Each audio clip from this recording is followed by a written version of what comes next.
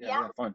Let's go for it then. So I'll introduce you a little bit and tell everybody a bit about what you do. So Adam is a multiple business owner, founded Go Dine in 2008, showcasing over 1,500 great restaurants to help you find, book and save money in all your favourite venues. And actually Adam and I launched our businesses at exactly the same time, pretty much in 08, and we've kept in touch ever since, on and off, which is great to see. And Adam then launched Go Digital 6 years ago. 6 years later, which specialises in restaurant marketing within the digital space. So we'll hear about Adam's latest venture, Open Kitchens, this evening, which is an innovative and non-profit food solution that brings together restaurants and their communities to fund, produce and deliver meals to those in need.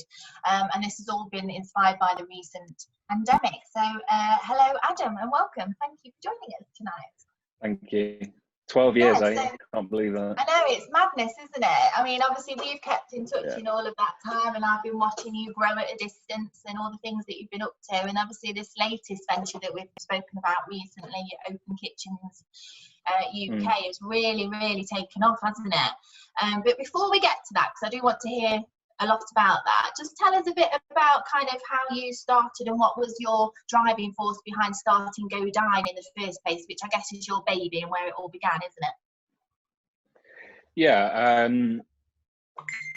simply I was coming towards the end of my time at university, and I've always wanted to run my own business. The idea of building a scalable tech-led business has always appealed to me. So as I was getting towards the end of my time at uni, kind of was looking at ideas, and ironically 12 years in, the trigger thing that I sort of thought was what I wanted to do hasn't fully come to the surface, but hopefully when we relaunch Go Dine, it's going to be reborn and rebranded and change direction a little bit. Okay. That will come to the surface, and what that is the idea that restaurants can dynamically price deals and offers to sell off what would otherwise be empty tables. So it's kind of what they do in hotels and in the airline space, you know, that you sort of manipulate your offers and your discounts to fill what you suspect are going to otherwise be empty tables on a live basis, you know, as that sort of supply and demand shifts.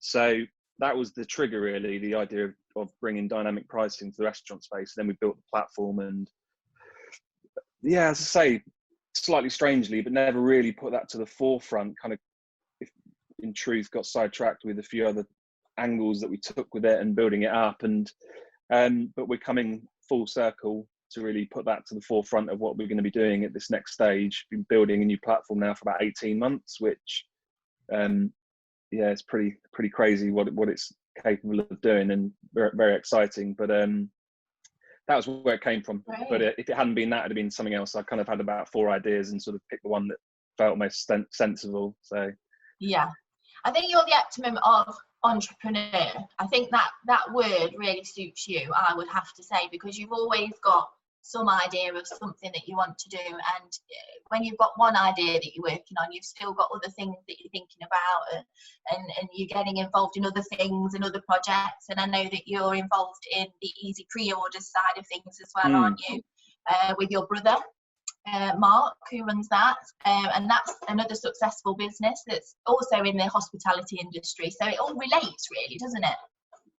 Yeah, I think where I'd never really intended, but where things are heading, and kind of looking back at the last 12 years and probably looking forward for the next 12 years is where I found myself is tech and marketing for the restaurant space.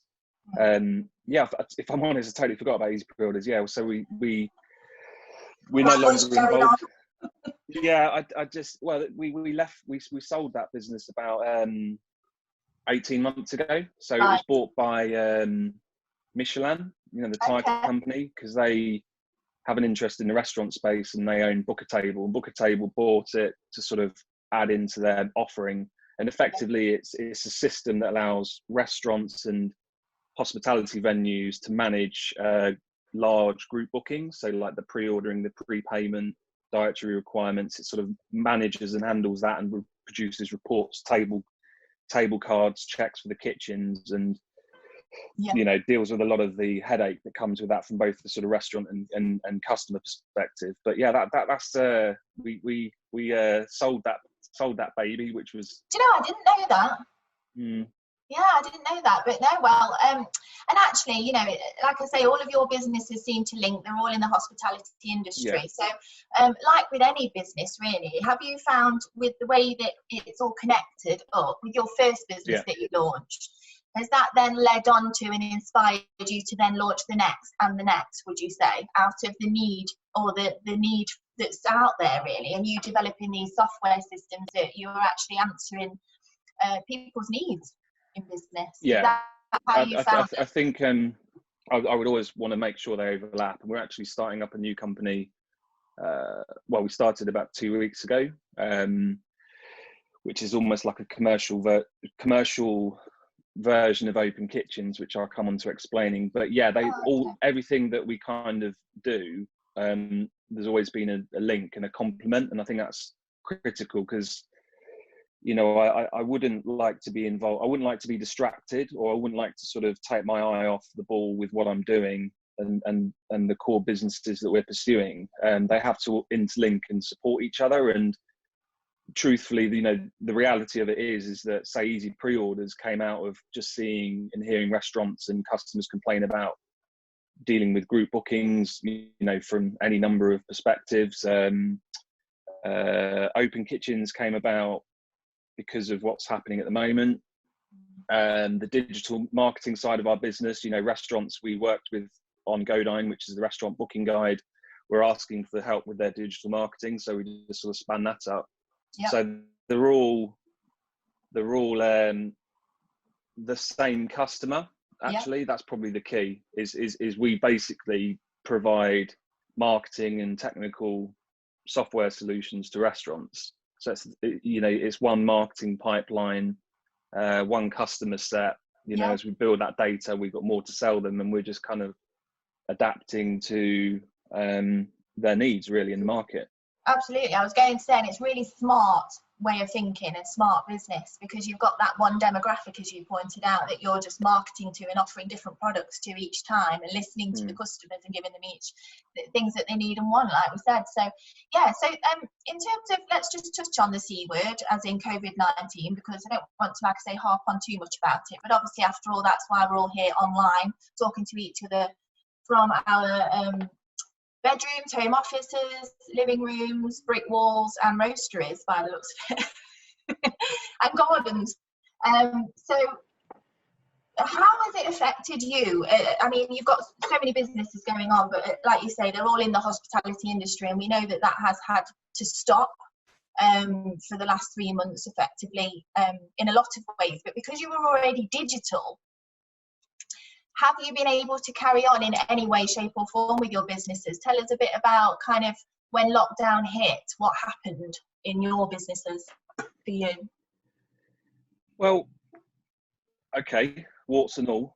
So we as I say, I spent 18 months rebuilding our restaurant guide and booking platform, and it's going to be a very, very different system. That's, I would say, after 12 years, the sort of full view of everything we've been looking at through this period, and we've finally managed to raise the funding and build a platform that we're going to push out to the market. So when all this stuff happened, I mean, what effectively happened is about 6 o'clock or whatever it was on Monday, the 16th or 17th of March, when I announced, you know, hospitality businesses were to close, what we effectively saw was that within 48 hours from that point, you know, we with the booking and reservation side of our business with Go Dine, we basically turned it off. So but I wasn't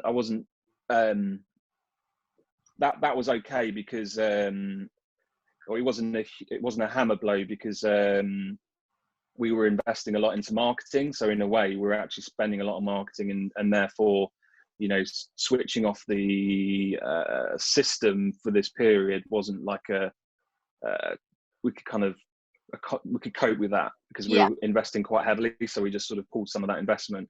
The digital marketing side of our business, I mean, we've got like we lost about 90% of our work in 48 hours. So I've got like 15 staff, and we just basically the arse fell out of the business, and we literally were down to about between 5 and 10% of our workload, which that also accounts for the fact that 80% of that workload was on contract. So that kind of almost became irrelevant. They're on contract. It was kind of like, the apocalypse of the hospitality industry. And, I sat there and I thought, well, I'm quite a pragmatic person. Like, I'm not worried, I don't like the idea of failing, but I don't know, like, I mean, if the business collapsed or anything like that, and it was out of my hands, then I would just go again. So there's no real terminal outcome to any of these things. It's just kind of like ups and downs. But we decided to kind of reallocate all our resource. I think it was Monday, Tuesday, things kind of collapsed. By Thursday, we said, right, let's just build a service. Let's build a platform, because I was talking to all the restaurants we deal with, and they were all kind of adapting and trying to support their communities. So, like, at the time, for some reason, nobody could get hold of toilet roll, if we remember toilet gate.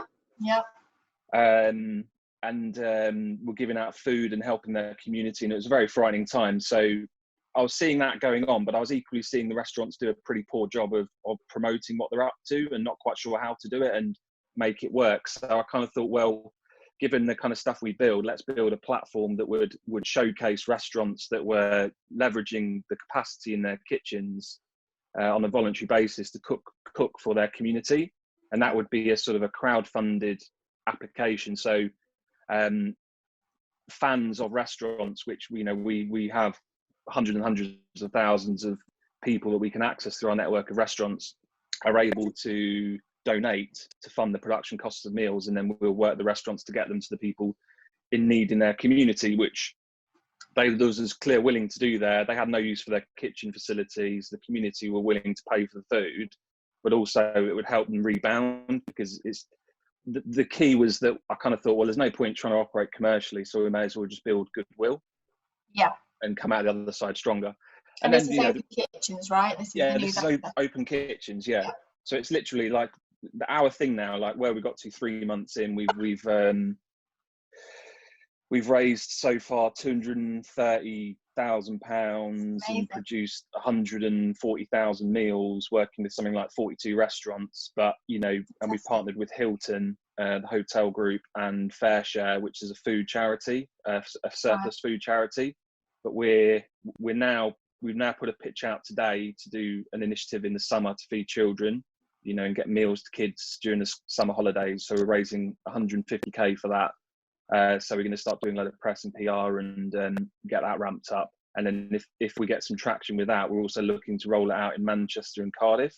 But my view on it is that actually where things are going in a kind of commercial sense is that the Open Kitchens initiative, we engage restaurants, which is kind of what we naturally do anyway. We encourage them to help their community and use capacity that they've already got to cook food that they might otherwise throw away, to pull down food from local charities who access over 2 million tons of surplus food. And then through their fan base, they can crowdfund to pay for the production of these meals and the gas and electricity. We've built the platform, we've kind of mapped it all out. So it's just the CS. We've built a model to incorporate a CSR element into the operating model of commercial kitchens.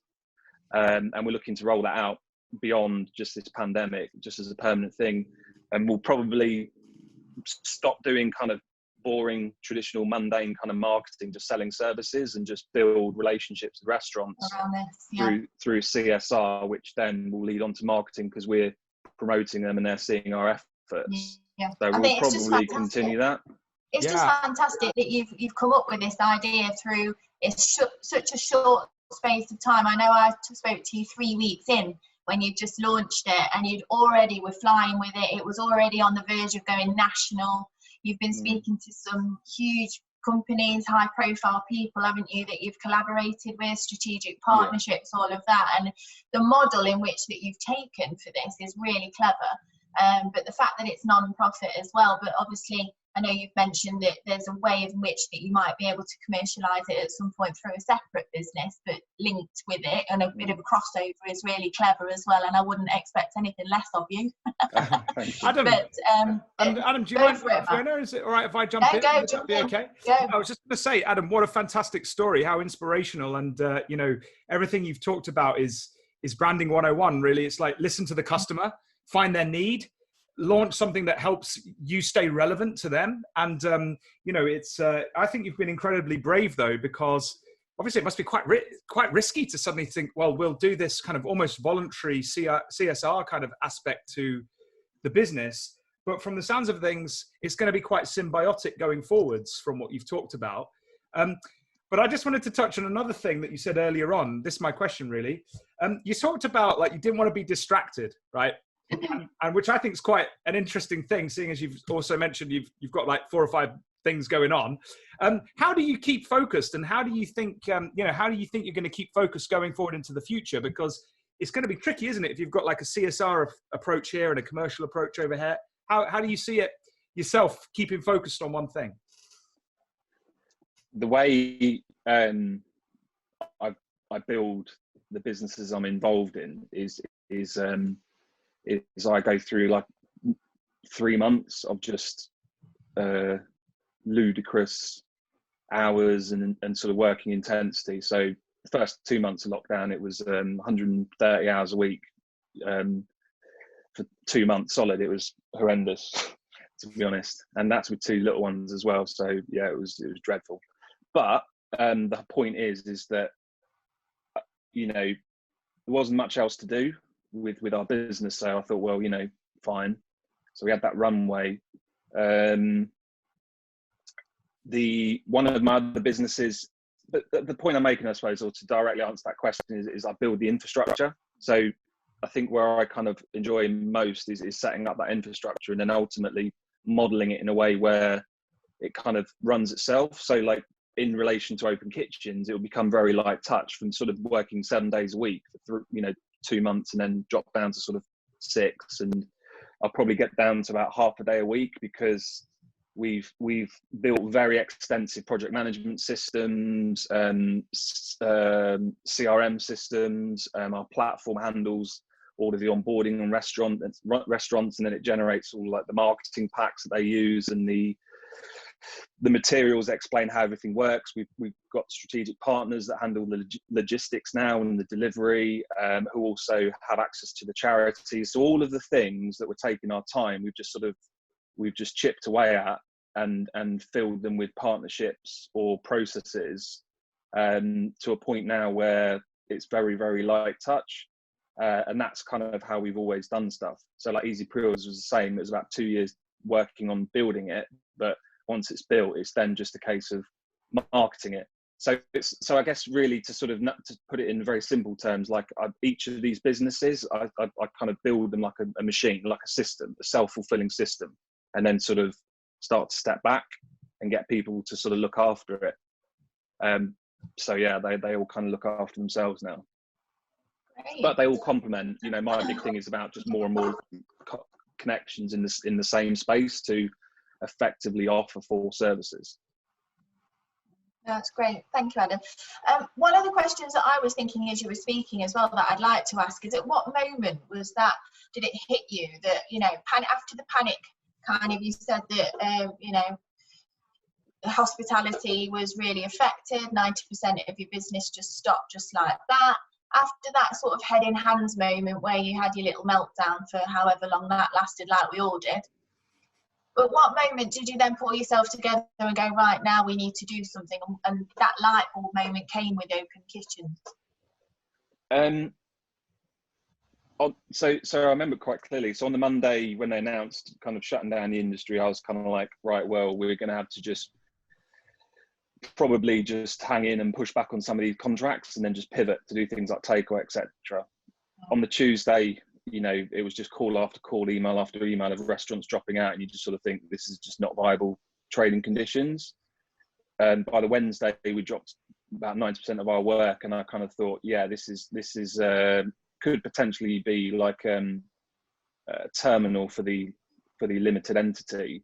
And I think that was kind of by about lunch. But then I was speaking to enough restaurants that were kind of had stopped thinking about business and started thinking about people, and kind of felt, actually, you know, now's the time to build goodwill. And I remember speaking to my brother, and he was sort of saying about that, you know, now's the time to build goodwill, and that will come back to you, rather than trying to like claw onto every penny that you might be able to keep hold of.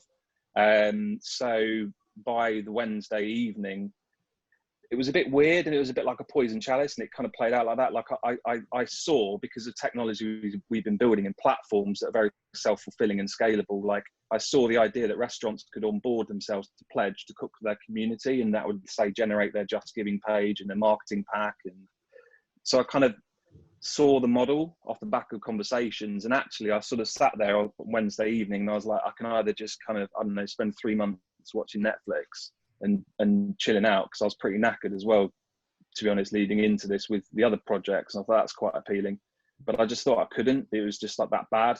I thought, you know, I'm better than that, to just sort of spend 3 months bumming around. So just we started building it on Thursday. That's awesome. You're an inspiration. Absolutely, I agree. I have to agree there, definitely. And what you're doing is just fantastic, and it's giving something back, isn't it? You're using your time, rather, like you quite rightly said, wasting it. You could have had a rest, and it's not waste, because we all need a rest as well. And I know how hard you've worked over the years, and you would have deserved that rest. However, you decided to take the other option and to help others, and that's the thread really, and has been over the last few months with our events and the topics of our events. And a lot of what people have been talking about is using this slower pace of life and downtime that we've had to help other people. And I know a lot of people that are even on here tonight have been doing the same, giving up their time for free because they're able to, even if it's a 10-minute phone call with somebody who's, if they're a marketeer, or they can give something back and help somebody. And there's been some real success stories that I've heard off the back of people doing that and helping one another. And it's all about relationships. I talk about this a lot, building relationships, business relationships, and maintaining those, because we're more likely to be able to and want to work with each other when we all emerge out of the other side of this, if we've all kept in touch throughout this period and tried to offer our help in any way, shape or form that we can, isn't it? So, and you touched on that earlier as well, Adam, about your relationships with your clients. And I can imagine, and that's obviously, I guess, my final question to you is, I can imagine, and I think I know what you're going to say, but all the contacts and the relationships that you've built with your clients over the years through Go Dine and Go Dine Digital, did you find that when you approached those same clients for open kitchens, it was easier to develop relationships with them again and continue those relationships and get them on board with your idea? Yeah, it's easy when you've got like a little black book of people that you can just ring up and say, look, you need to do this. You know, it's so much easier. And quite a good number of the restaurants that I got going with, and they helped us kind of model the health and safety, labeling, you know, logistics, kind of budgeting processes, were people I've worked with for years. But it's helped them, you know, because they're getting like goodwill from their customer base, and they're sort of saying, you know, can't wait to come back, you know, when this is over, and buying takeaway from them and that kind of thing. But you know, for me, it's kind of like, it just makes sense. Like, it's, you know, I've never been a charity person necessarily. I've always wanted to do charity, but it's the first time I've done charity. And you know, because I just felt the situation was so terrible. I've always just been wrapped up in my own little bubble, working on whatever I'm working on at any one time. But for me, this is an opportunity to sort of have a period out, do something good, and it's become part of a bigger thing, you know, which didn't really see past this period. But actually, I think it's just a good compliment. And what I've been saying to a lot of the business owners that I managed to sort of pull in and get involved and work on this, you know, for free for quite a while and do a load of work, is that actually building goodwill is a huge opportunity for any company. So if you need that motivation, then fine. If just doing it on its own isn't enough, then actually, you know, see what it can do for your business. But I also think that, I don't know, marketing these days is getting pretty mundane, you know, like people just selling what they do and just saying, this is what I do, do you want to buy it? And I think in a way, where I'm looking at as somebody who wants to build technologies in the future is actually that it's easier, more efficient, more cost effective, more enjoyable building something that does good for people, and that in turn bringing new relationships and contacts. It just makes sense. Oh, So yeah, absolutely. Yeah, it's what kind you're of like going to, it's a way, and it's happy. I can't find the word, and Matt, you might be able to find the word for me because all this sun's gone to my head. Pressure, but it's an accidental way. Sorry, it's an accidental way of making, indirect way of, it's still not the word I'm looking for, but of building and maintaining those relationships that through doing good. And people are going to see that you're doing that, and those relationships, and people are more likely to support you and in doing that as well. Yeah. Yeah, I mean, and then you'll solidify it, I guess. That's what you're already doing. Yeah, and our aim, and it probably could well be the death of me, but we're looking to roll this out into as many countries as we can, as a tech model where basically restaurants in cities in any location can simply opt in to produce meals for their community, and we provide them with the armory to then engage their fan base and things like adding a pound onto the bill, so that we, if any one thing, we look to bring about implementing change within the operating model of commercial kitchens, to just factor in producing meals for their community, which is a good thing for the business because it gives them something meaningful to talk about and be involved in, and then it gives them an opportunity to build kind of standing in their community. So that's the aim, is that rolls out. And the other thing that's been quite surprising is the amount of food that gets thrown away. So again, there's a big opportunity to just run that through a network of commercial kitchens in cities and various countries. So I've kind of managed to find myself in this position now, which I'm sure on a commercial level will be okay, but I'm not that fussed. I mean, I've been involved in other stuff. I've sold another business. So I'm too busy to actually spend money, so I don't need money in life, so I'm happy to just be involved in something that's enjoyable. It kind of ticks my box about tech and scalability, but actually the bit that really excites me is I think that, if we roll this out properly, then we could fix a good percentage, whether that's up to sort of 30, 40, 50% of food poverty in the UK.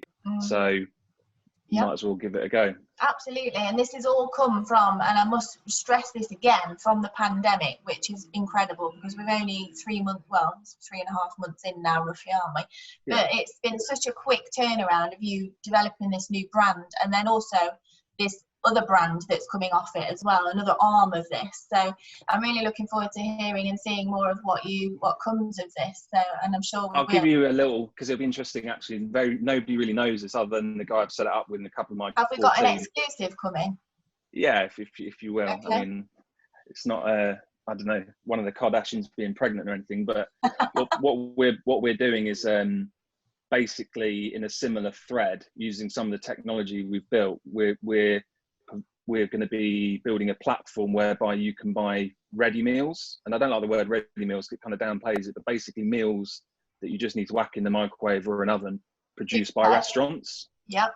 So the idea is that, if we get like 10 restaurants in Nottingham from different cuisines, you could say order a range of meals from those 10 restaurants to just warm up in the week, which, I do a lot, me and my partner, because, we both work.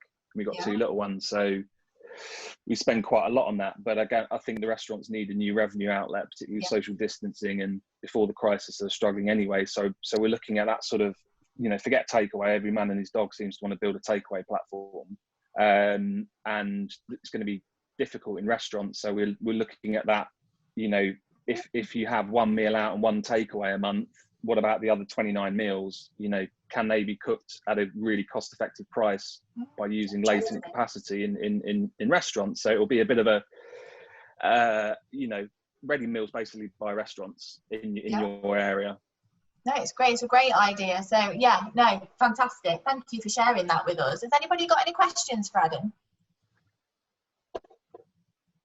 Don't know, Matt, if you can see any on the live chat there. Has anybody?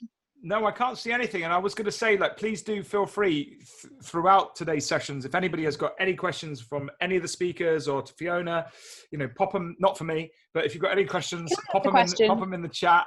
What we'll do is we might not be able to ask them there and then because we want the interview to flow, but we'll definitely check in with them as we can and try and get them in front of people. I think Rebecca's just said that she's got a question. Sorry, I didn't mean to interrupt at all.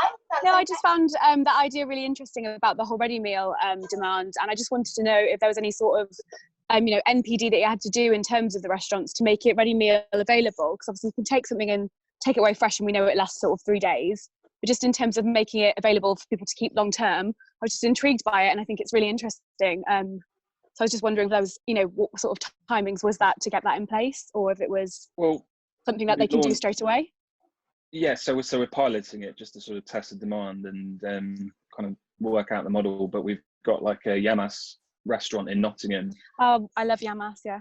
Yes, he's doing 3 or 4 meals that you can buy in bundles, and then just to make things easy, people can just head down and collect them in like a box in a chilled format. But what we're trying to work out, and we're looking at the logistics of it, but my hope, kind of working backwards from the thing I'd love to put out there, my ultimate aim for it is that from a consumer perspective, you can go onto the platform and you can buy any meal from any restaurant that's cooking on this facility and receive basically a box with, say, meals from Yamas, meals from, I won't mention other names, but meals from, let's say, 6 of your favourite restaurants in Notts that are frozen. So it'll probably be like restaurants produce meals, we then collect them and take them to like a central hub, and then we redistribute to people in that city in like a mixed bundle, so that you can just have like, I don't know, 2 weeks worth of dinners cooked by somebody. And the crazy thing is the meals are about £5.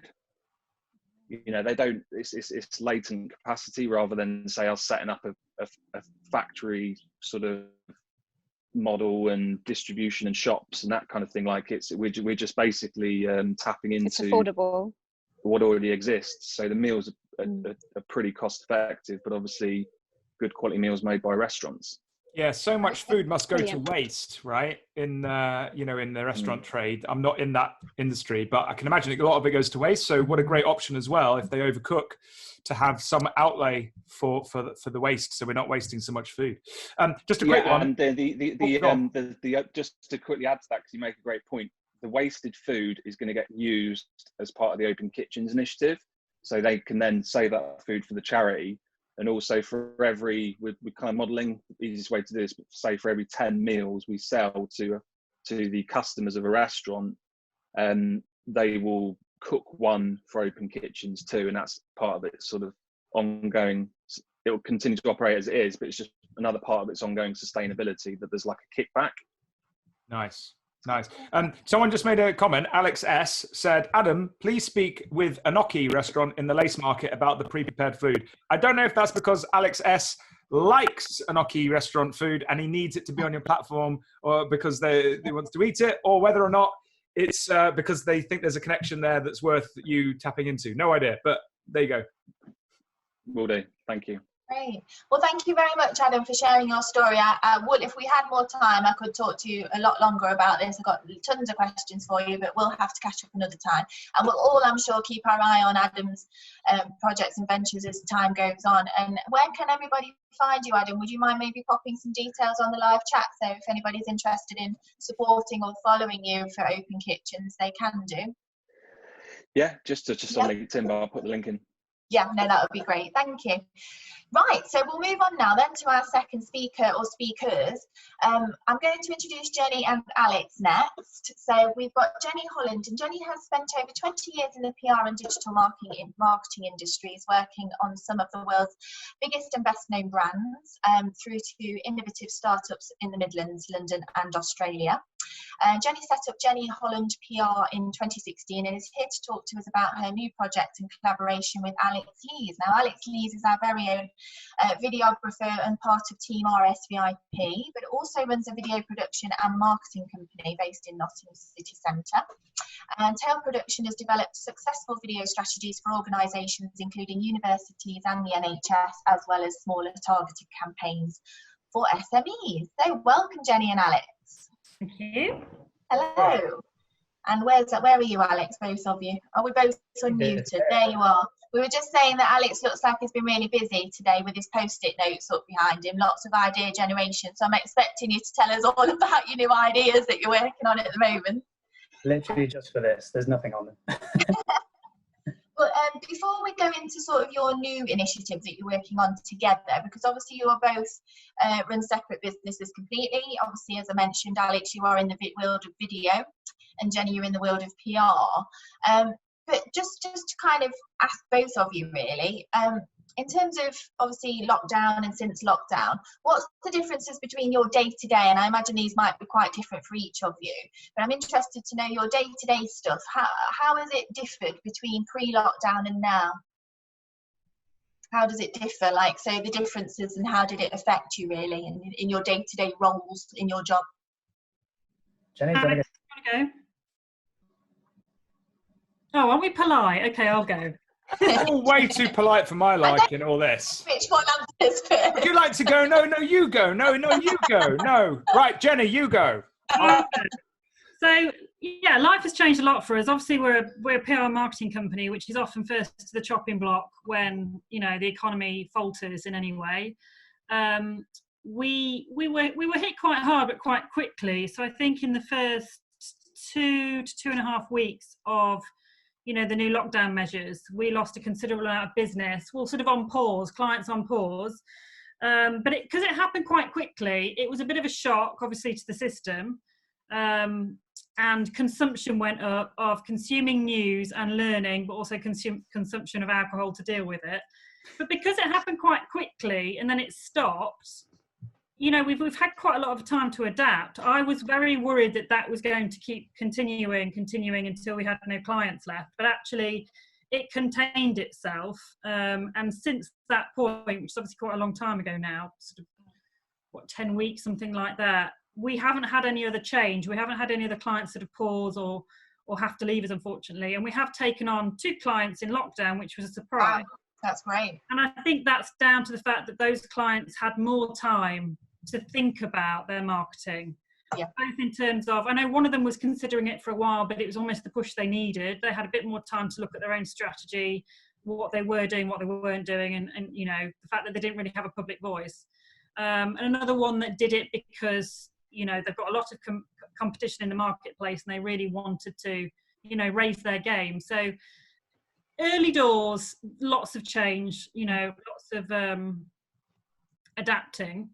But then actually since that point, since 2-3 weeks in, it's been consistent. So I think the week prior to lockdown, obviously we knew it was coming. We quickly got new laptops and technology to enable us to work from home, which we haven't really done as a company. I mean, I work from home now and again, and that's where I started, in my spare bedroom. But we sort of got ourselves in a position where everyone could work from home. And that transition was quite easy. I mean, apart from going out and, you know, meeting clients on a regular basis, we can easily do what we do with a laptop and a phone. So that wasn't particularly hard for us.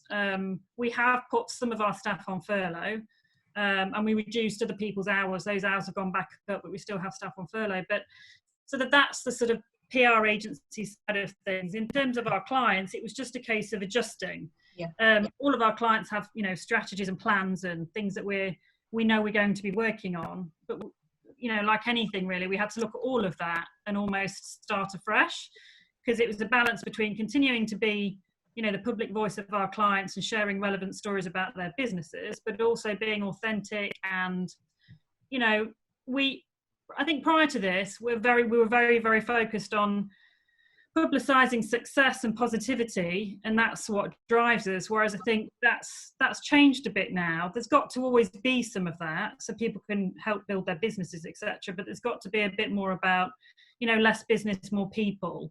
A bit more about the culture of the teams and how people are adapting. And I think people are very much more open to those sort of stories. I mean, something that Adam said, it is about business, but it's about people, isn't it? And people work with people, and we all have lots of competition. I think it's trying to step away from what you did before and look at it. And I think that's what we did as an agency. We had to look at how we worked as a company, like everybody on here probably, but also look at what we're doing for our clients. And that that dialogue between our clients and whether it's the media or influencers or social media or whatever, it changed quite quickly because the conversations were very much different. So we adapted like many people, and actually, because we've taken some work on during lockdown, that spurred us on to keep going. There's no alternative, but I think as business owners or people that run businesses, the life cycle of a business, you see so much change anyway. And even though we've never had this sort of thing before, a public health pandemic, you go through so many different life cycles in the business that you get used to adapting. And I think it was a big one, but I think it's just a case of taking it, excuse the language, taking it by the balls and just running with it. And I'm not. Can I ask a question? So, the clients that you were working with, did you find any particular strategies really, were really successful and really helpful for them in regards to the work that you were doing in terms of PR, digital marketing, etc.? Well, we sort of went to the people that we deal with. So we went to, we spoke to the media and other places where we put content and sort of asked what you're looking for, because like anybody that works in marketing, you can put stuff out there and hope that it lands. But I think things change quite quickly. So it was finding out what kind of content people were looking for. And there was a big demand for COVID relevant content, but there was a huge demand for non-COVID content. How people were adapting, how they're working, how their business is giving back, how they're adapting. So we found, and this is a trend anyway, this isn't around the pandemic, that going back a little while, long-winded content used to be king because you'd get, bigger placements or whatever. But now it's all about short, succinct content, timely, sometimes a paragraph or two. It doesn't have to be, 2-page press release or anything like that, the more traditional style of PR marketing. It's making things timely, help, advice, strategy, tips, and making it bespoke to the publication. As a PR agency, we often take a story, and if we're not going to one target publication or influence or whatever as an exclusive, we're going out to multiple. But I think we sort of had to hone down what we were doing and make it much more bespoke to different target audiences. So rather than trying to talk to lots of people all at once, making it more bespoke and making it more meaningful. It's really interesting that you said, Jennie, about the people side and the human side, which is a big thing at the moment, as we are all experiencing something that we've never experienced before.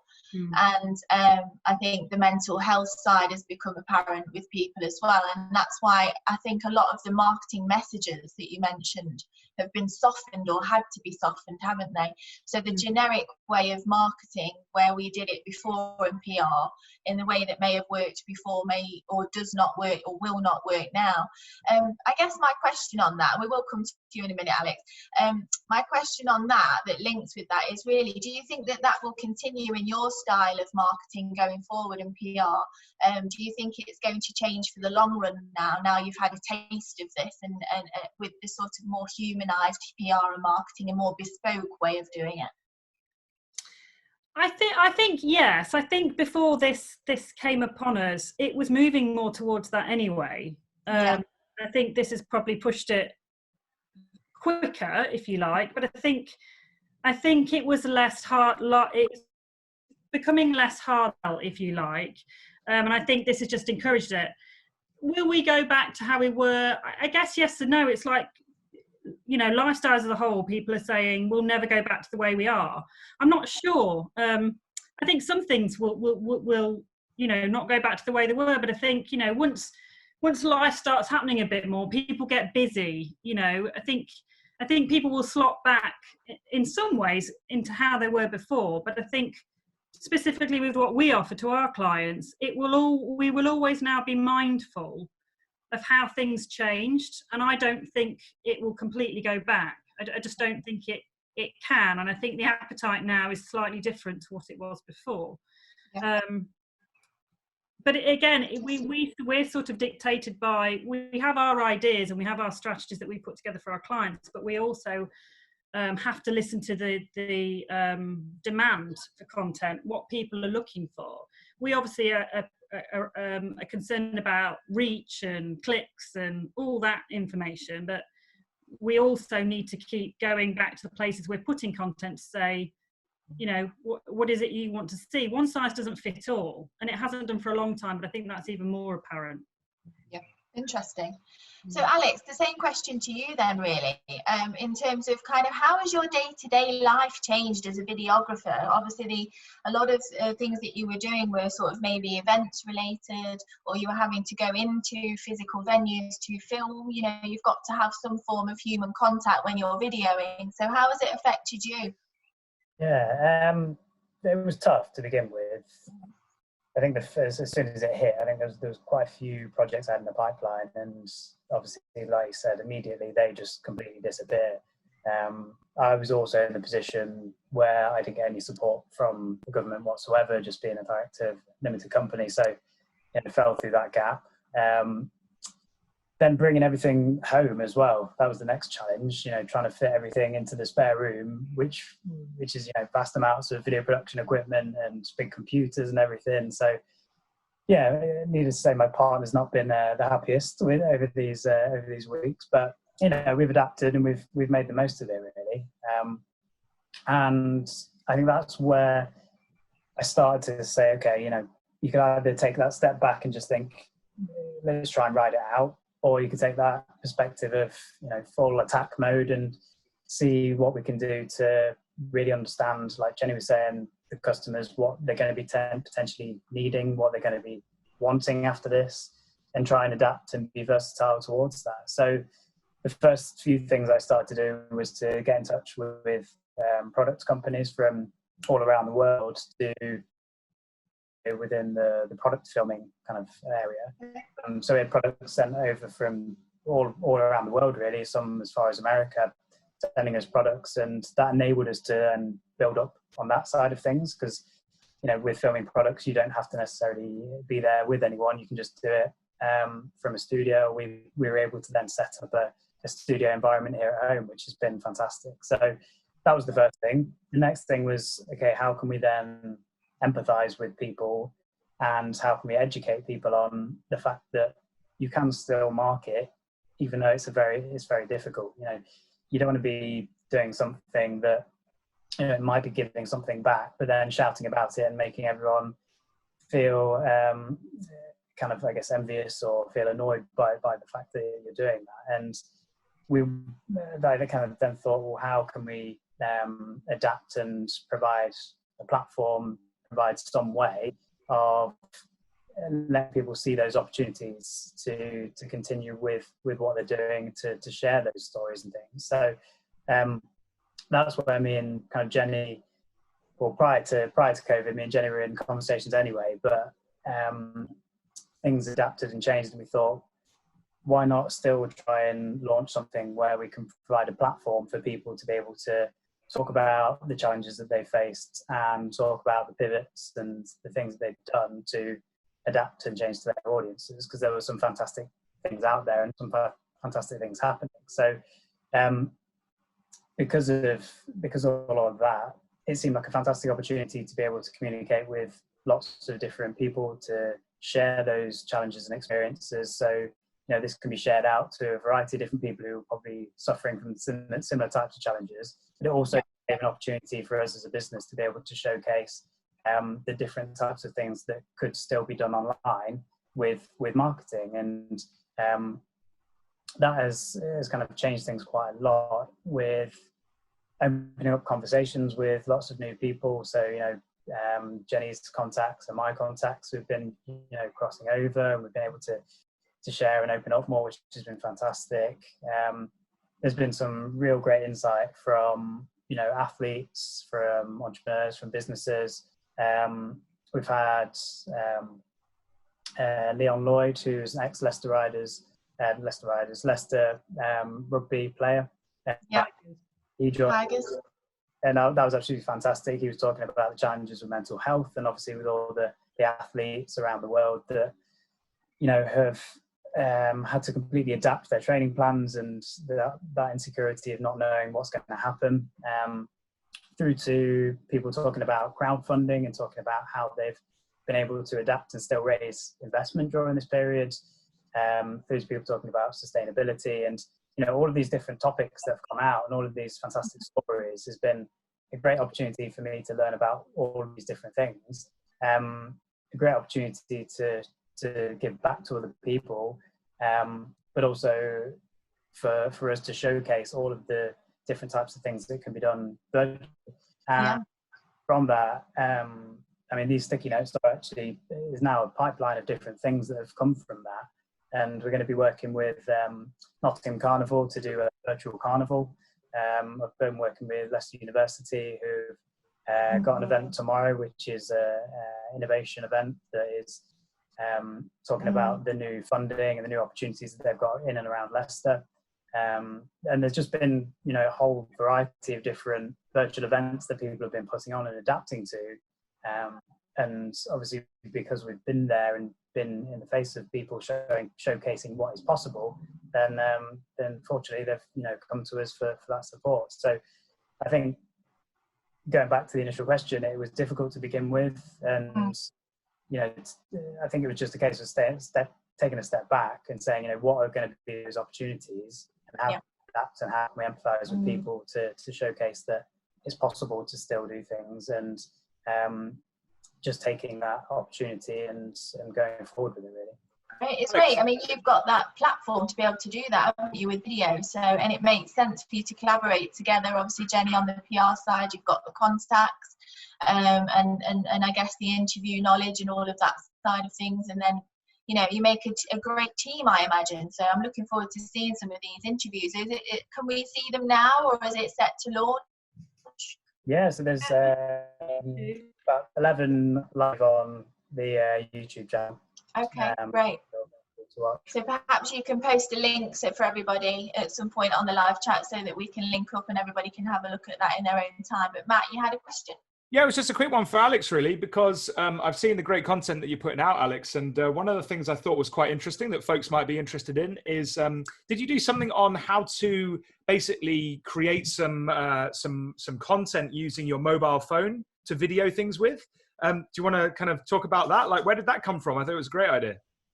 Yeah, so that was another avenue we've taken. Again, going back to providing people that opportunity to see what is still possible. I created a campaign around 10 different ways to continue with your video marketing during this period, and that was one of them. Just showing the different opportunities of how you can film with your phone, and using, you know, things that are lying around the house, like a tea towel, to use it as a slider to be able to get, you know, nice tracking shots and things like that. And once you start to get creative and see the opportunities, there's so many things that can potentially be done. So you blew my mind with some of those things. So yeah, I want to see this video now. This sounds really great, actually. So again, can we have a link to that one as well, please, Alex? And we'll have to share that out to the network.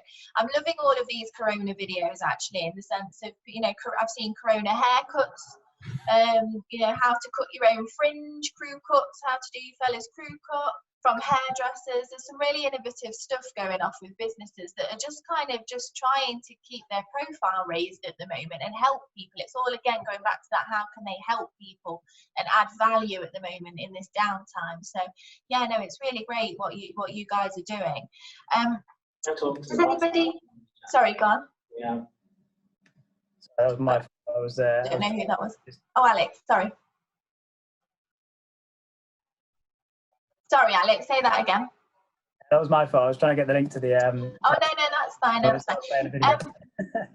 So going forward then, guys, plans for each of you, like obviously you've got your new venture that you're doing as a joint collaboration, but have you got any comeback strategy in place yet? Have you got any plans for, you know, as we start to slowly emerge out of all of this, back into what they are calling the new normal? Have either of you got any ideas what you might do? Are you hoping to go back to the same as you were before, in terms of carrying on as before, essentially, or have you got new ideas and new plans? Well, we've got 2 members of staff working back in the office. Obviously, with the 2-metre rule, I think in our office you could probably have a maximum of maybe 3 in there. So there's 2 in there at the moment. So it's sort of slowly, I guess, going back to where we were physically, but I think we'll always consider now working from home.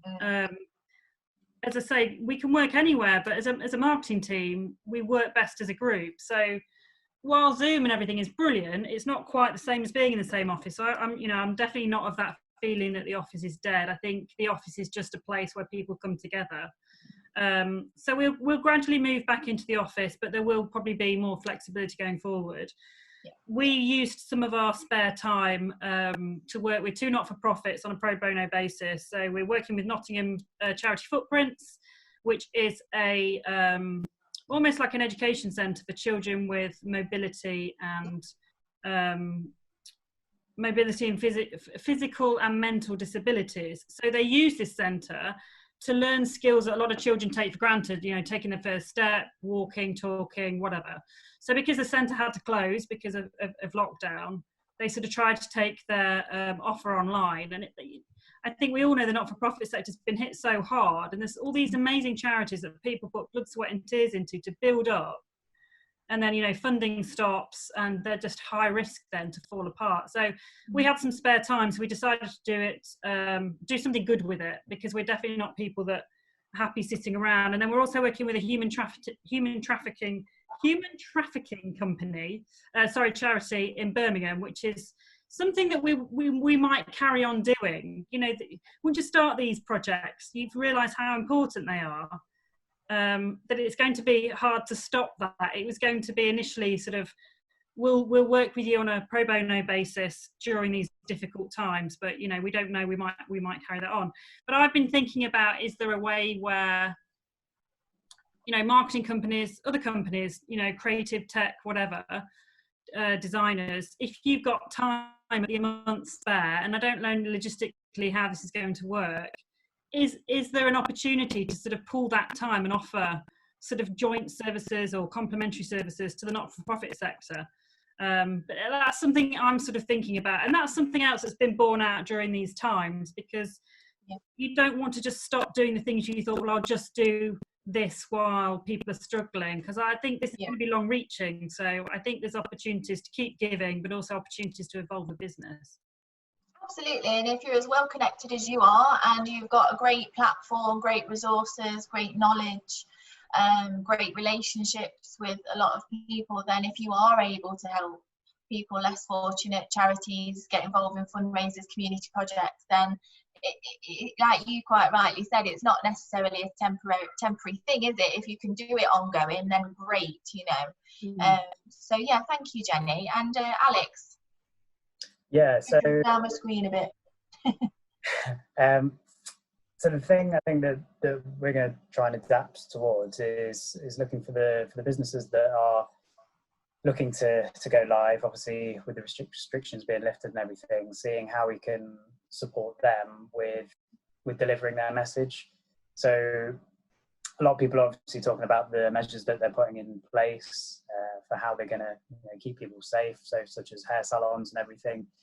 But I think it's just taking it from the other angle as well for people, and helping them to work out how they can empathise with their customers and how they can get their messages out there, out of the whole stream of people who are going to be talking about the fact that they're open. How can they stand out above them to relate to their customers, and to not just say we're open, we're putting these things in place, but how can they actually empathise with them to say that they're supporting them in these certain ways and delivering these certain messages. So and obviously video is a fantastic platform to be able to do that. So for us, it's just using different tools that we already use, but adapting them in such a way that we can, when we're communicating with some of the customers that we're working with, just make sure that they're delivering the right messages within, even if it's just personal videos that they're doing themselves, even if they're just doing a video to their own phone, just helping them and supporting them with how they can deliver those messages, really. Absolutely. Thank you, Alex. And does anybody have any questions for Jennie or Alex? Not got any in the chat, sadly. Not any in the chat, no. But we have got links in there to go to your videos, so that's great. We certainly great. do. Well, thank you again for sharing. Yeah, no, thank you guys for sharing your story with us this evening. We'll move on. just due to time. So I will introduce our next speaker, who is Tom Vincent from 200 Degrees Coffee. I'll just give you a little bit of a heads up about Tom beforehand. So Tom loves coffee and just gets it. I love that. That's all I really need to say. No, when Tom first started 200 Degrees, it was all about creating a product he actually wanted to drink and opening a venue that he thought he would want to spend time in. And now Thomas and his team have taken that idea and provide people across the UK with their own branded selection of coffee from their roastery right here in Nottingham, where we should have been tonight, which is such a shame. We can't, because we were supposed to have drinking coffee all night. Coffee samples. We were going to have a tour of the roastery factory and see it all being made. Yeah, you had a really great night in store for us, didn't you, Tom? But yeah. And hopefully would have included a few gin and tonics and things as well, if those. Yeah, and maybe a pizza or two. Yeah. But we'll do it another time. Hey, we'll certainly post. We've postponed it for now, but we will be coming back. So stay tuned for that. But over to you, Tom. Anyway, thanks for joining us. Right. Yeah, a question for you. I guess the same question I've asked everybody. How has the corona that's hit us in the last few months affected 200 Degrees? Probably pretty much like everyone else, especially Adam there, that ups and downs. You know, instantly that first day of closing shops. We've been in this industry for nearly 25 years now. We've never closed a venue due to performance or anything like that. We've sold the odd business, but they've always been trading well. It was a strange day to say we're closing the shops. Felt very odd, followed by probably quite a weird calmness when all of a sudden there wasn't a lot to do. Gone from running businesses day in, day out, looking at takings hour by hour, having the old Christmas day off every now and then, to suddenly not having any shops trading. I say strange calmness. I'm still not sure if it's actually enjoyable or not. It's been different. It's definitely been a time to reflect on the business, to focus on different things, efficiencies, all the projects I've been trying to do over the years. Afraid there aren't quite as many charity bits as everyone else seems to be talking about tonight. Sorry about that. But yeah, it's been a fun time, and now obviously we're probably getting into the more dangerous point. I think in a way we've from the hospitality side, we've been protected from it. Furlough came in, really helped. The protection on the rents has been there, but it hasn't been the rents not due. So we're now coming into a patch when we're going to open up. A lot of people owe a lot of rent. As Pret's showing at the moment, takings are 20% of what they were pre-lockdown. It's so dependent on offices going back into work, to the high streets, the people coming out shopping again. I was in Nottingham this morning, popped into our Flying Horse store, which has been open about 4 or 5 weeks, doing some takeaway. It's been doing good trade for a takeaway site. It's not any sort of business you'd ever be able to sell or anyone would ever want to invest in. It's quiet in town. It's very, very quiet in there. Will it come back? I'm pretty hopeful. I'm hopefully quite a positive person. I think we'll all forget about this pretty quickly, as long as there isn't a second wave that comes through. People will sort of get back to normal. But we are very dependent on other businesses coming back in. Yeah. We have the two sides to our business. So we do have the coffee shops, the 11 of those around the country, plus the roasting. Coffee will always be drunk. So the roasting side, I think, will be safe as long as we can adapt. When we get, we're learning to train online via Zoom, doing one-on-one barista skills courses and all the things that we would do normally in the shops, face-to-face. We're trying out, and Tim down there at the bottom of the picture has been learning some video skills of how to tell people what we're up to.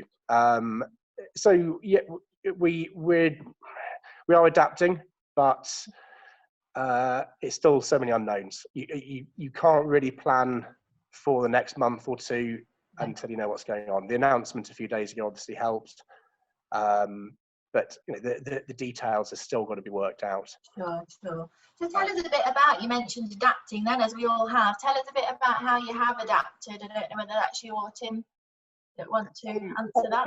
The online side's gone really well. So our B2C side, which was always, I wouldn't say a secondary business, but it was something we hadn't focused on.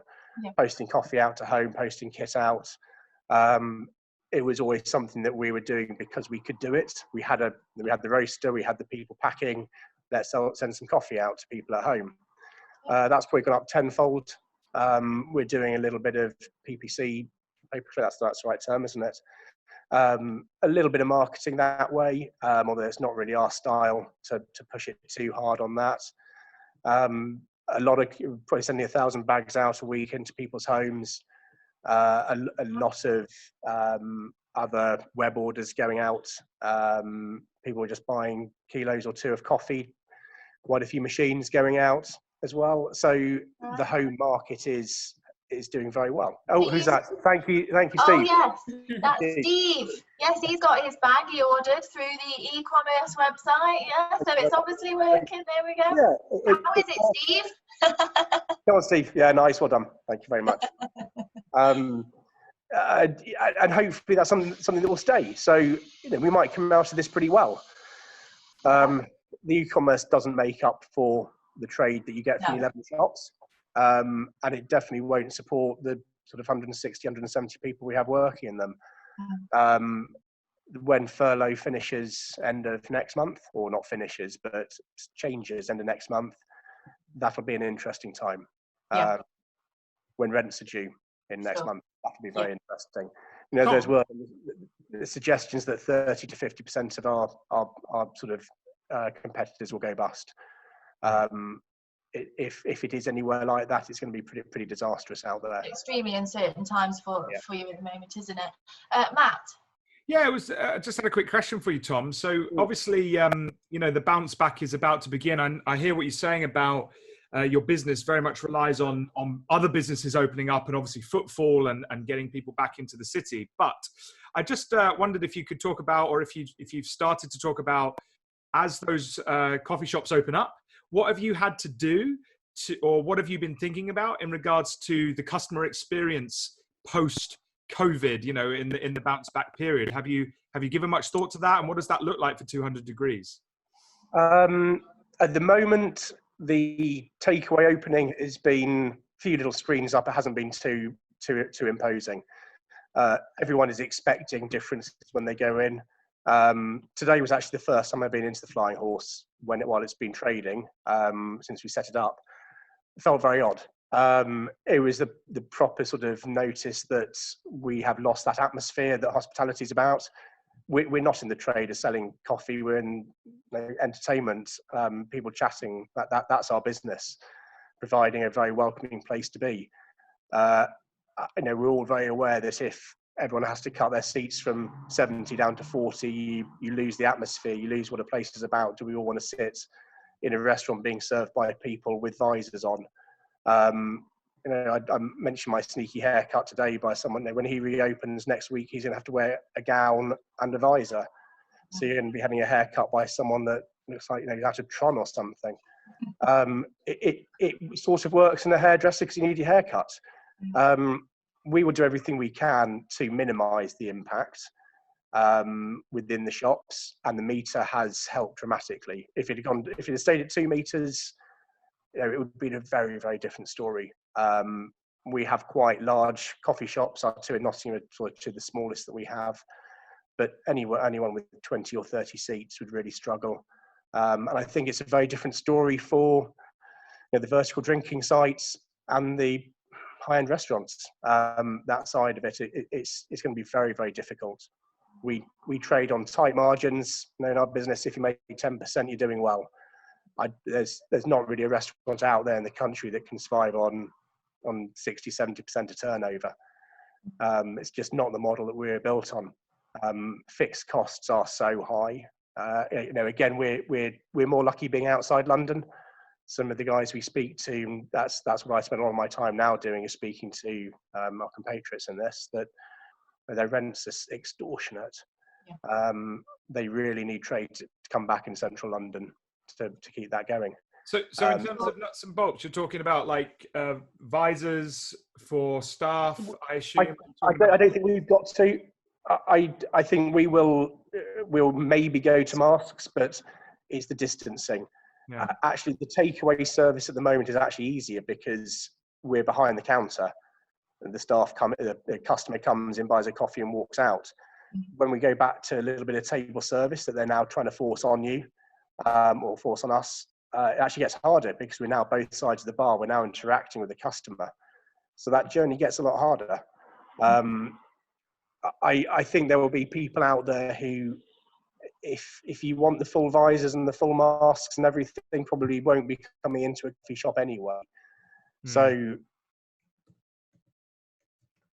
we will try and make it as homely as we can, and just follow a lot of very, very sensible rules. I've seen quite a few people in the hospitality industry, not quite a few, but there are some venues that have opened the hatches, haven't they? The windows, essentially, where you can wait outside and you don't even have to go on the premises, and that's a takeaway service, which I imagine could stay really, even when you are able to reopen and go in. Have you thought about doing anything like that? Yeah, I know. In a strange way, it's actually been a really nice time for the team. We've got 3 or 4 members of staff back in each site. They're loving it because they're the manager, for example, rather than now doing temperature checks on fridges and tick boxes and rotors, it's behind the bar serving people, loving it, talking to customers. The interaction has gone up dramatically. Yeah. The staff enjoyment has gone up because they're doing what they want to do. Yeah.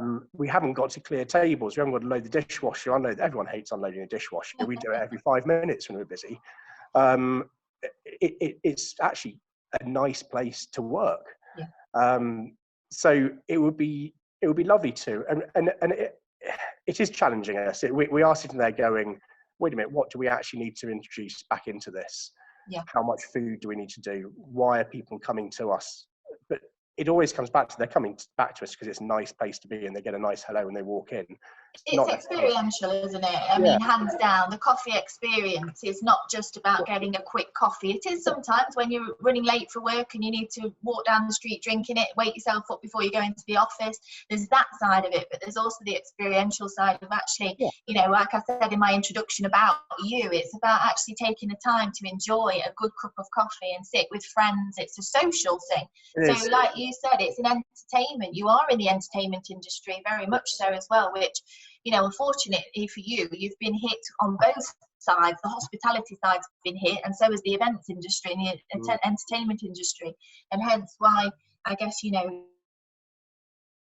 it's a double hit for you, a double whammy, isn't it? One of the questions I had as well was, are there any... I know you mentioned about the e-commerce that you were doing anyway, selling your coffee, but you've been doing more of it more so recently. But is there anything else that you had in mind to do in the future going forward under the brand, but you've pushed it through quicker now because of what we're going through? Or have you got anything in mind that you're working on now in that sense? I'd love to say we've got some great reveal. No, not really. I mean, we were pretty happy with the way we're going. We have... behind the scenes, a lot's been going on. It has been a very busy time. Lots of IT, back of house, infrastructure, all the boring sort of accounts packages where we haven't had time to think about it before. There's a lot going on there. But I don't think it's a business model that necessarily needs to be changed that much.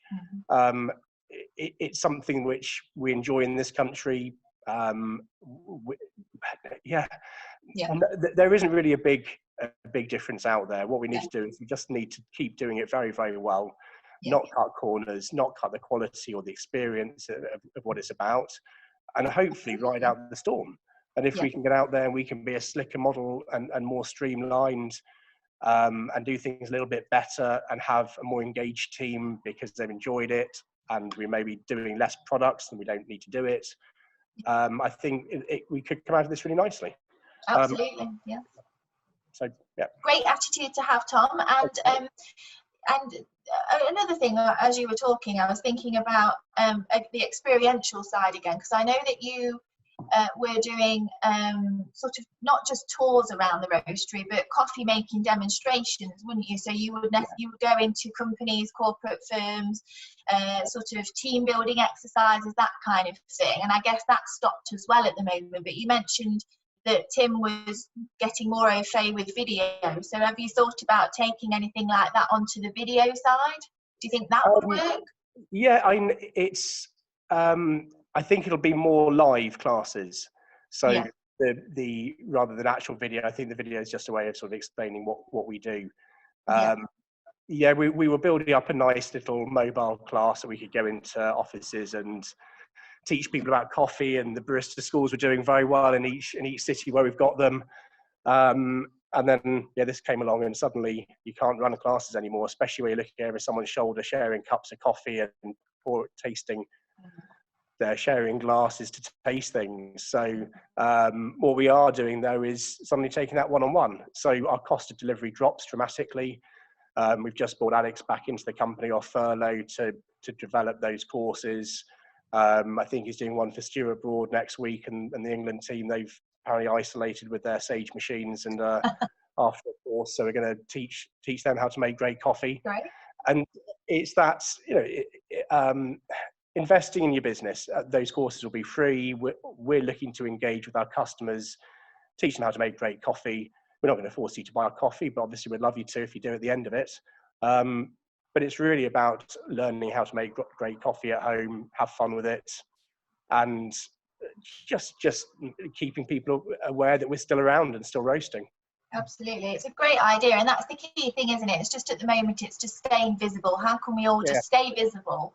Because I think that thread really throughout tonight and all of the events that we've done over the past few months is that the three key elements that I keep going on about really are: how do we in business stay afloat, do what we need to do to stay afloat, and to keep the money coming in, to keep the contracts going and all of that? How do we stay visible, and how do we add value to people still, and our customers in particular? And I think as long as we're all sort of remembering those three elements at the moment, we can't really do much more. And I think if we are seen to be doing those things for our customers and clients at the moment as well, I think they will very much appreciate that, and they can see that we're all making the effort to do that. And then when we do come all out of this and emerge out of this on the other side, they're more likely to want to continue with us as clients and customers and suppliers, and to want to support us back, I guess. Matt, did you have something you wanted to say? Well, it was just a quick one. Mark sent me a message, and like me, he's intrigued by this customer experience question, Tom. And he just was wondering whether there's any specifics that you could share potentially around, any thoughts that you had about making sure the customer experience doesn't become really clinical. Like, have you thought about anything that you were going to do to help it be more welcoming and perhaps than clinical, I guess? I'm not quite sure if there are any actual specifics in it. We need to follow the rules, and we need to have the distancing. There will be a lot of changes in what we do practically, food and coffee, transportation. I think our whole business model may change, and I say a big may there because I just don't know, but doing table service, interacting, that may drop off. We may go to takeaway cups for a very long time. The actual interaction with the customer, from what we've seen with the takeaway side, it's been really positive. I don't think people that are happy to come into coffee shops at the moment are expecting anything bad, and they're not getting anything bad. We have got masks behind the bar if they bring that rule out. We've got them ready. You don't want to be served by someone in a mask. You want to see a smile. You want to see a chat. But we are actually having more time to talk to customers at the moment, and it's lovely. And if we could go to takeaway cups permanently, that alone would actually be really good for our business, because it just allows you to spend more time with the customers. Well, what about a cup for life? Sorry? A cup for life. Yeah. Can we do that? Definitely. So sustainability and all that, help the planet a bit. It really, I'm not sure I can speak for restaurants in that as well. If you take the sort of top end Hawksmoor, that sort of side of things down in London, where you're there for 2 or 3 hours with a partner, and it's sort of very intimate service. I think that's a harder job for them. Where a coffee shop is very interactive, it's very coming and going. It's quite an active, bustling place anyway. So I think as long as you focus on that and you try not to make a big deal of it, really. Yeah, and just keep that quality up, keep the smile, keep the hellos and goodbyes, keep the humour there, and I think we'll all do pretty well. Yeah, I think you've got a great attitude, as I said before, Tom, on it all positive, and I think we've got to stay that way. And because it's not going to last forever, you know, as we've heard a lot of people saying, this too shall pass. It will pass, and we will come out the other side.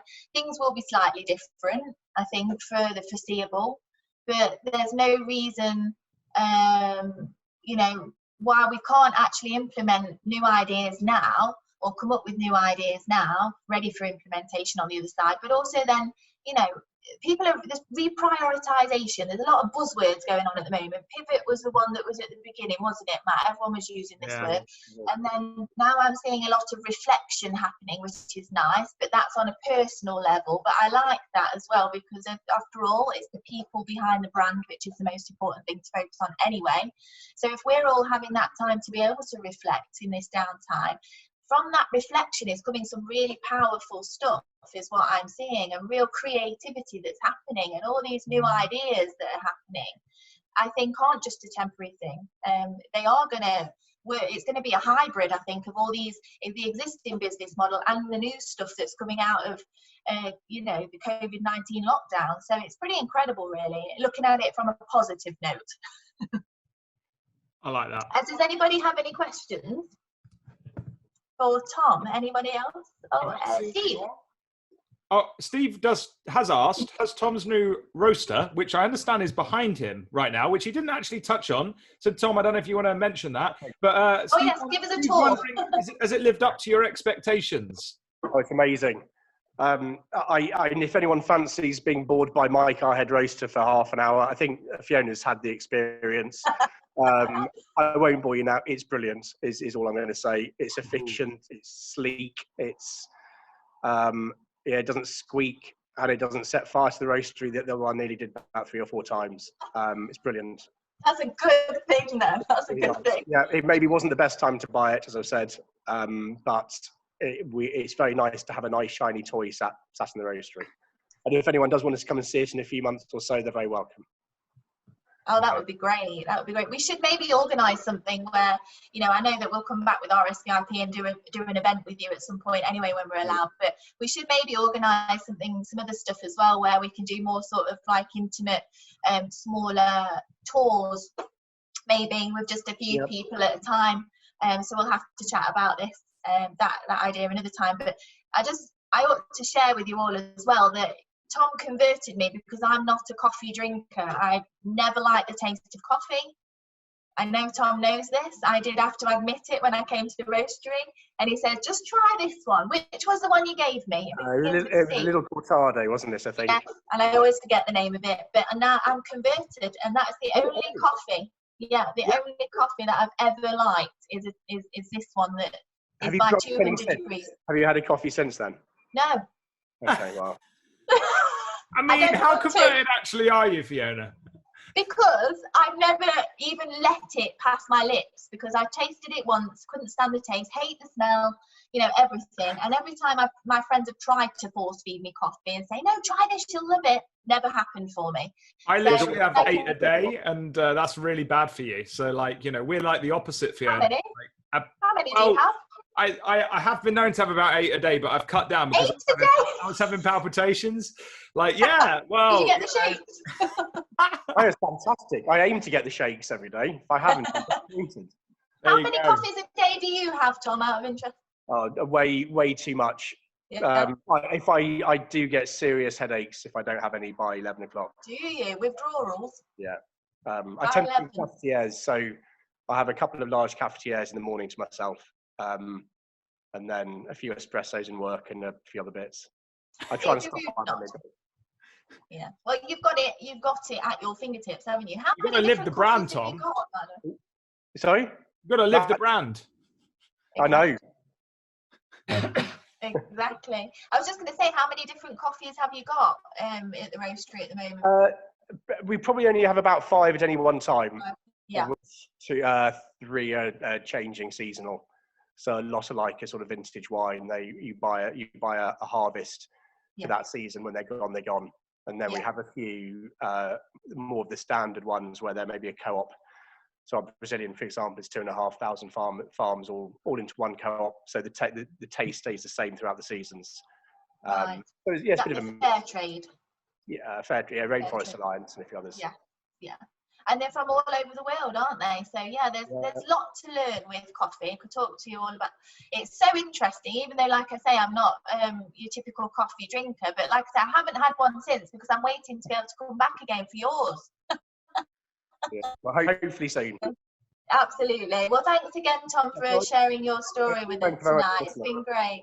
And thank you to everybody, all of our speakers. I know Adam had to head off. He did put a message on the live chat earlier to apologise, but he had to put the kids to bed. And this was another reason why at the beginning of this event tonight that I did want to do this shout out to you all. In terms of your timing preferences. So if you missed that part, if you joined us a bit later, I've asked you all if you wouldn't mind going forward letting us know what your preferences is on timings for this particular event. Up till now, we've done 6 till 8 o'clock, but we can bring it forward and do it a bit earlier if that's easier. I have a feeling that it will be for a lot of people actually if we do a bit earlier, so it would be good to get a few more faces on screen for next month, and like I say, we can be flexible with that, so give us your feedback.